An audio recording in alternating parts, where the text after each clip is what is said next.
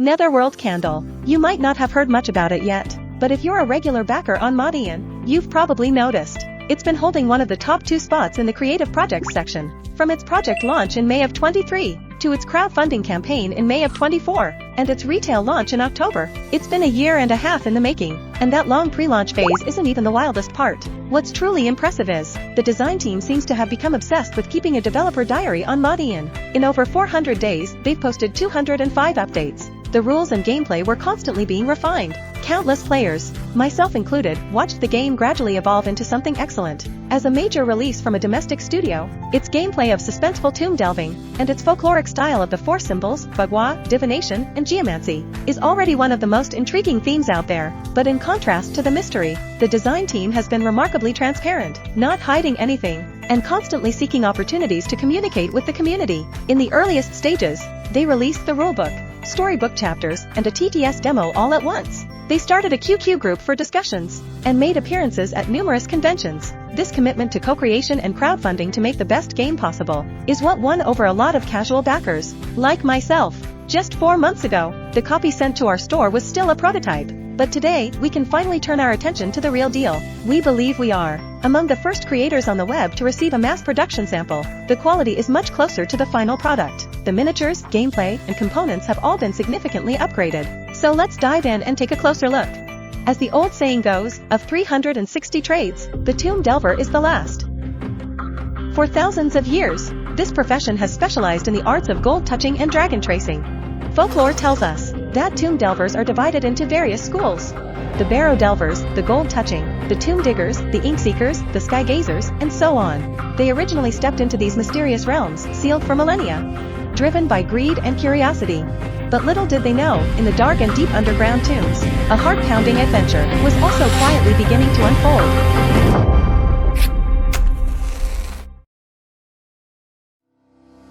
The game box is large and substantial, with a vertical art orientation. The cover features the game's playable characters. They have endured immense hardship to finally reach a tomb of great importance. In the top left, the ghost-touched Nuwa-faced Heavenly King statue stares out with a chilling gaze, and within the shadows on the right, several green eyes can be seen, faintly glowing. Opening the box reveals 2 booklets. The rulebook comes in at 29 pages. The font is nice and large, and the layout is very clean and spacious. It's also packed with illustrated examples, so it's clear the game rules aren't overly complex. The storybook is 28 pages long, with very few illustrations. It's almost entirely text. The latter half contains the branching narratives for the choices you'll make. As a long-form adventure game, the quality of the story is, of course, a major concern for everyone. Fortunately, the Infinity Hex Games has a background in professional writing. Because I had to review the game, I've already read a significant portion of the material. The quality of the writing is truly top-notch. Next up is a copy of the tomb delving notes. The cover has a weathered, antique design. Its purpose is to serve as part of the game scenario. During the adventure mode, acting as a kind of dungeon guide, it helps players understand the adventure's background, sets up encounters, guides the initial setup, and establishes the puzzles. Here are several punchboards of enemy standees. These are the dangers we'll face during the game. In the base game, there are a total of 13 different enemy types. Their designs are tightly woven into the game's theme, each one unique. Over here is a separate small storage tray, containing the 4 tomb delver miniatures. While they aren't large, the level of detail is extremely high. The textures of their clothing, their weapons, and even their facial expressions are all clearly visible. If you purchase the threat expansion, you can replace the enemy standees you just saw with these miniatures. This expansion is designed for miniature enthusiasts, containing a whopping 58 figures. Just like the Tomb Delver minis, the detail and dynamic poses will pull you right into the game's world. Among them, this large one, which I've nicknamed the Flying Centipede, is exceptionally detailed and incredibly dynamic. There are 4 player boards, designed with thick, dual-layer construction. The health and energy trackers slot into the recessed tracks perfectly. The cooldown slots for cards are also perfectly sized, and I'm confident they'll fit sleeved cards without any issue. A party log is used to record important campaign events, key items, and keywords. Then there's a personal player log for tracking earned experience points. In this game, there's even compensation for character death. You can gain skill points, which you'll track on the back. By unlocking abilities on your Tree of Fate, you have a quick reference card and a quick start guide. And here's a small punchboard of tokens. If I had to point out one small disappointment with this sample, it's that the bottom storage insert wasn't included. This entire layer is filled with cards. Over 1,200 of them, large and small. They are the absolute core of the gameplay. It's a no-frills approach, but it delivers a massive amount of content. The square cards are the location cards. The back has a number and a text description. The front features scene illustrations and special effects. The art style is wonderfully strange and magnificent, truly bringing the fantasy of this underground world to your tabletop. This type of card is for the story mode, often depicting characters and locations. The illustrations are quite prominent. During interactions in the story mode, you'll flip these cards to get information and perform checks. Both these cards and the adventure location cards have their numbers printed on the side. As the story progresses, the game will tell you exactly which cards to pull out. You just find them by their number, which makes setting up the game quick and easy, while also preventing any spoilers. The cards with yin and yang on the back are the encounter cards, which brings us to another interesting part of the game. You'll draw from different encounter decks. Based on your character's energy level, these decks contain monsters, events, and more. This is a key way the game adds challenge and variety. It's worth mentioning that the inspiration for many monster designs is well researched. Drawing from ancient murals or artifacts, they've used a combination of ancient and modern art to create the game's visual identity. The design team was clearly very thoughtful in this regard. Each Tomb Delver has their own exclusive deck of skill cards, and the differences between the sects are significant. Each sect's cards have a distinct color scheme. The cards are divided into basic and advanced actions. The top section is for the basic action. The bottom section is for the advanced action, which has additional effects, but requires you to spend energy. These cards are a precious resource, and they have a cooldown period before they return to your hand, so players need to choose their actions carefully. Based on the current situation on the board, you have to make the most of each card's effect. At the start of the game, you only have level 1 cards, but as your character develops, you'll slowly build a deck that reflects your own unique playstyle, letting you enjoy the satisfaction of long-term character growth. Each player starts with 20 basic fate cards. This is the game's unique check mechanism, which we'll discuss in more detail later.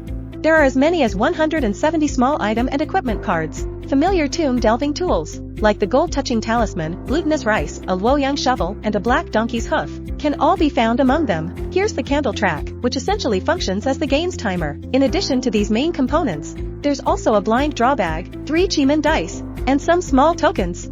Most thoughtfully, they've even included card dividers. Skills, encounters, and items all have their own designated sections. This is certainly the simplest and most effective way to organize the cards, making the massive number of cards immediately manageable. Finally, there's an optional add-on playmat, measuring 85 by 69 centimeters, with stitched edges. The front and back serve different purposes. The yellow side is for the story phase, featuring printed location names. The gray side is for the adventure phase, with various functional areas marked out. It's both practical and beautiful. Netherworld Candle is a cooperative adventure board game, set in the late Qing Dynasty, a time of social turmoil and widespread hardship. 1 to 4 players take on the roles of tomb delvers, using unique sect skills and specialized equipment to work together, exploring ancient tombs and seeking treasure, while trying to stop an ancient evil conspiracy. And at the same time, they must resist the encroaching yin energy from the tomb's depths. The game unfolds through 2 alternating modes, adventure and story. It slowly reveals a stunning secret that has been hidden for millennia.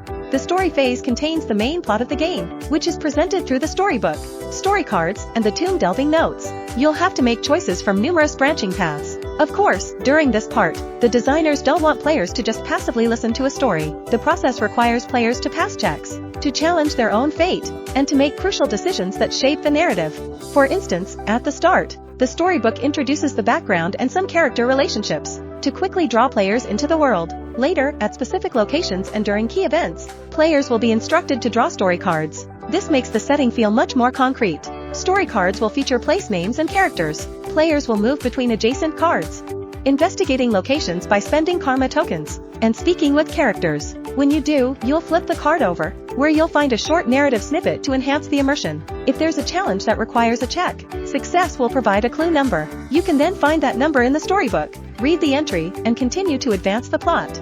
Furthermore, in the party log, there's a historical progress track. After successfully completing a scenario, players will tick off one of the progress boxes, and when a new historical milestone is ticked for the first time, be instructed to open the storybook and read the corresponding story chapter. In this era of social turmoil and historical upheaval, the relationships between individuals and factions are deeply intertwined. There are 3 major factions among them, and they too are interested in the treasures buried underground. During the story mode, players can turn over certain treasures to them to earn their favor, exchanging them for supplies and information. As your reputation with a faction grows, the amount of help you can receive from them increases, unlocking more powerful faction cards.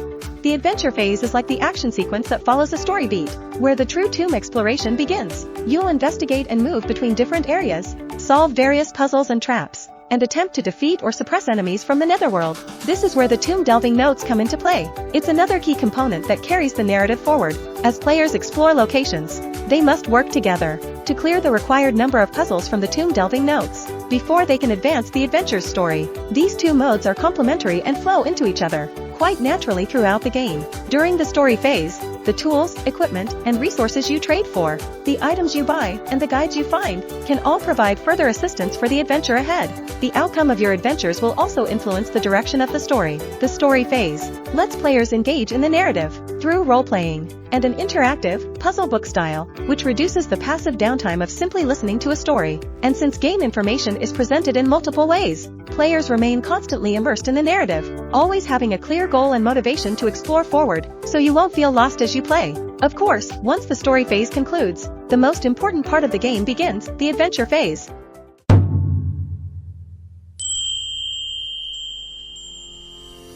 The art of tomb delving has existed since ancient times. The different schools generally fall under the barrow delvers, the gold touching, the tomb diggers, the ink seekers, and the sky gazers. These major sects cover the three core systems of tomb raiding: feng shui, arcane arts, and brute force. Their goals are generally to aid the world, seek medicine, or find wealth. The characters available to the players are all experts in their respective fields.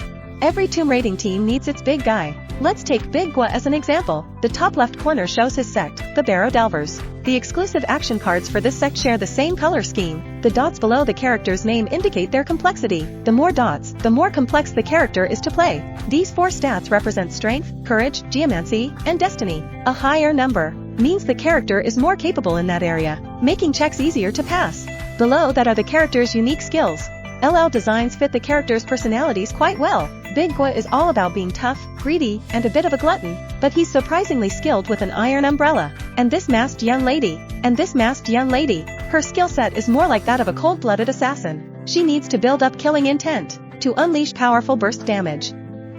The horizontal track is for health. The vertical track is for energy. The number in a different color is the character's starting value. The areas around the board also have functions. The top is the threat area, where you'll place enemies and status effects affecting you. The left side is for your equipment. Heavy armor isn't exactly practical for tomb delving, so whether it's weapons, accessories, consumables, or companions, you can only equip one of each type. The right side is where you place your character's fate cards. The A, B, and C slots at the bottom are the cooldown zones for your cards. The back of the board has the character's backstory. On the surface, Big Gua is a chef, but every spring and autumn equinox, he uses the excuse of visiting family to go off into ancient tombs. He is a descendant of the Barrow Delvers sect, and enjoys refining and consuming elixirs, which gives him extraordinary stamina. The background stories are quite interesting. At the very bottom are deck building tips and the numbers for required cards. In the game, exploration happens through cards that are laid out in an interconnected way. Players must explore to reveal more locations. The back of a card has a text description. The front is often a location or an event. The edges of location cards usually have arrows and numbers. When you see one, you'll take out the corresponding location card and place it face down next to the current one. Players need to use the investigate action to reveal these new map tiles. A game round is divided into a player phase and an enemy phase. At the start of the player phase, all tomb delvers resolve the effects of cards in their threat area to see if any need to be discarded. But typically, cards in the threat area will remain in effect for the whole turn. Then, players can perform a command action, which includes 5 or 6 different options. You can choose to perform one of them. Move, a character can move to an adjacent location. You cannot enter an unrevealed location card. Investigate, a player can flip an adjacent, face-down card over. If it's a location, it's considered entered. If it's an event, you resolve its effect. Attack, a character initiates an attack on an enemy at their location. You reveal a number of fate cards equal to your strength value to see if you hit. Decode, you'll reveal a number of fate cards equal to your geomancy attribute. If the check result includes a Chiman Bagua icon matching the one on your location, you'll take a puzzle marker from the tomb delving notes and cover the corresponding Bagua icon. This is considered a successful decoding. Suppress, choose an enemy at your character's location. Reveal a number of fate cards equal to your courage attribute. If the revealed cards include a 4 symbols icon matching one on the enemy card, the enemy is considered immobilized and cannot move until the next turn. The last one is Overcome. Reveal a number of fate cards equal to your destiny attribute. If there's an encounter card in your threat area, with a matching 4 symbols icon, you can discard it. This is the main way to clear your threat area. After performing one of the above 5 or 6 actions, you can also play 2 action cards, and then draw an encounter card. If it's an enemy, it enters play in an immobilized state, placed at the location of the Tomb Delver with the highest energy. If you draw an event, you resolve the card's effect. Some will require the drawing player to place it in their threat area where it will continue to affect their abilities. You'll need to perform an overcome action to discard it. Then it's the next player's turn. Once all players have taken their turns, the player phase ends and the enemy phase begins. Enemies will act starting from the one with the highest health, performing 1 move and 1 attack. And that makes up the basic action mechanics of the game. The check system we've been mentioning is a real highlight of the game. So, how does it work?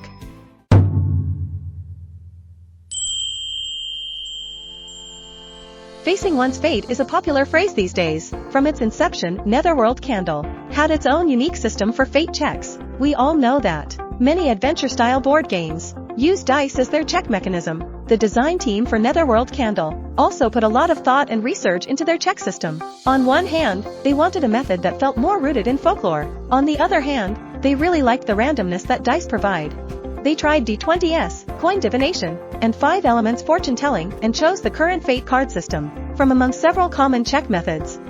Because compared to pure random chance, most players probably prefer a probability they can control, giving them that my fate is my own feeling, and compared to just changing the number of dice faces, or adding re-rolls. A card-based check system that allows for deck construction is much more strategic and engaging. After extensive playtesting, fortunately, this check mechanism perfectly complements the core framework of Netherworld Candle. The number in the top left corner of a fate card is equivalent to a D20 dice roll, used for checks in the story mode. Hit and miss are used for checks when attacking enemies. The bugwa icons are used for checks during decode actions. The 4 symbols in the middle are used for checks during suppress actions and location events, which allows a single deck of cards to be adapted for multiple scenarios and types of checks. Here, we'll use a combat encounter to demonstrate how the fate cards are resolved. First, a quick overview of an enemy card from the encounter deck. This is the enemy's name. The 4 symbols on the left are the icons that your fate cards must match to successfully suppress it. The right side shows the amount of Niden. The Tomb Delver who lands the final blow gets the enemy's Niden. This is the enemy's attack power. The attacked Tomb Delver immediately loses this much health. This is the enemy's health, and this is its armor, which negates a number of hits. The icon in the middle corresponds to the enemy's miniature and base color, and at the bottom is the description of the enemy's special abilities. Big Gwa is preparing to attack the many-eyed swift wolf in his space.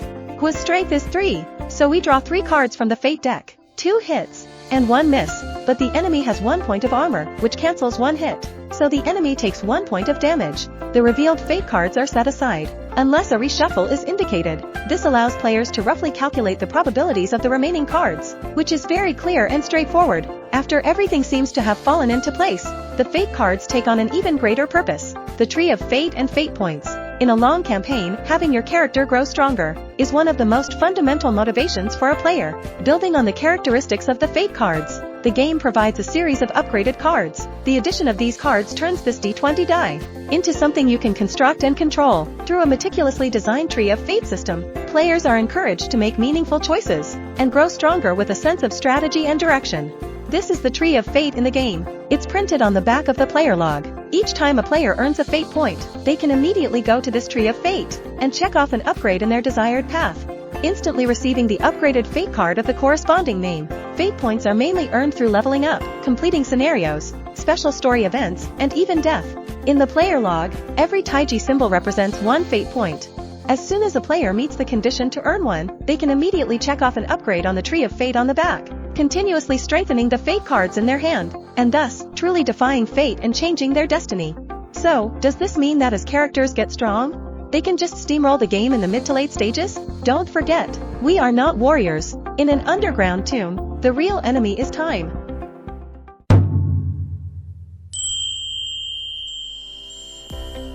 In movies and novels, we often see tomb raiders light a candle inside the tomb chamber. It's said this is to keep track of time and oxygen levels, In this game, players will constantly feel an external pressure from the passage of time.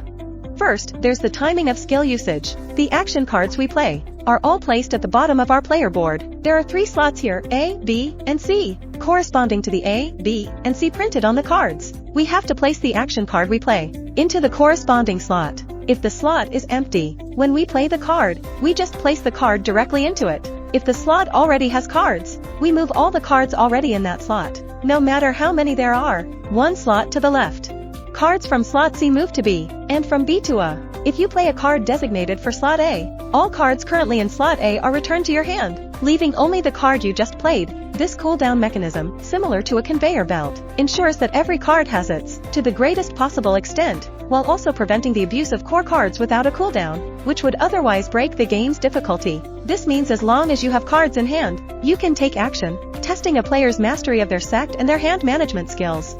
As the candle track advances with time, bad things tend to happen. Once the track reaches its end, the current adventure will immediately fail. Some encounter cards, besides having negative effects, will also require players to roll a Chiman die. This is a special 6-sided die. If the result rolled matches a Chiman Bagua icon on the current player's location, it will also advance the candle track. This forces players to avoid dragging out their turns, because at the end of every player's turn, they draw an encounter card, increasing the probability of the track advancing. Whenever the candlelight enters a new colored section, you must immediately flip over the candle card of the corresponding color and resolve its effect. The further down the track, the more severe the effects on the players. A character's energy level also influences the general outcome of the encounters they draw. When your energy is in these upper slots, you draw from the Yang encounter deck. In these lower slots, you draw from the Yin encounter deck. In the middle, you can choose from either the Yin or Yang deck. The Yin and Yang encounter decks are different. The Yang deck has more event cards. The Yin deck has more enemies. The game uses tangible components to represent the passage of time. It's a constant presence throughout the game. You can feel its flow, and you also have to learn how to manage it. The experience this game provided was unique and complete. In the game's prologue, players take on the roles of tomb delvers, poisoned and coerced, who accidentally escape into a large tomb. On one hand, they must use their skills to fight off monsters, and on the other, they must navigate the tomb's various traps to find a path to survival. This cinematic opening tells players to be prepared for anything on this adventure. From the events leading up to the escape, to the combat and exploration within the tomb, it offers players a truly unique tomb raiding experience. Although the game's mechanics may show influences from its predecessors, they have all been adapted to fit the background and theme. This is a huge plus for immersion. As we're filming this video, the crowdfunding has already reached 1.2 million. The domestic board game scene is like a dim flame in a tomb chamber, but there are always those who seek the light, hoping to return to sunlit lands.